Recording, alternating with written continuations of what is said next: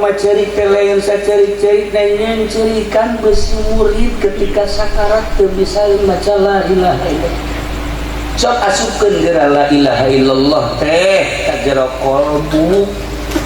Pangeran wajib disembah aning Allah.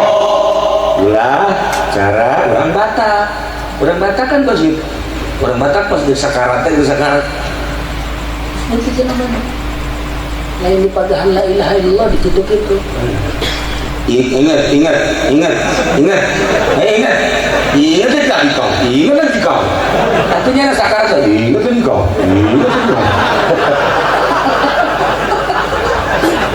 Orang Batak goblok. Urang ge ulah tah ulah sok dikitu-kitu eling. Artinya sakarat teh eling, ihwan. Ulah itu bacaan la ilaha illallah tuh, masya Allah karim.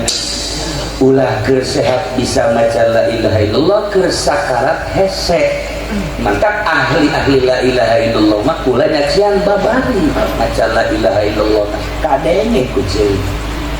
Geus ditajribah sababaraha kali sering maca la ilaha illallah mah bisaeun sakarat maca la ilaha illallah. Ngailah urang mumpung sehat hirup tur sehat wayahna ba'da salat 3 kali mah ulah ditinggalkeun la ilaha illallah. Ulah gancang-gancang ya tilunya gancang la ilaha beres nya tilunya cepat la illallah.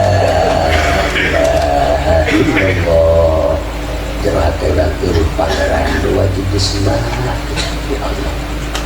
Tah eta modal supaya akur jeung ucapan Kangjeng Nabi urang, Kangjeng Nabi Muhammad sallallahu alaihi wasallam. Ketika orang maut maca kalimatun thayyibah, insyaallah di jero kubur geus moales.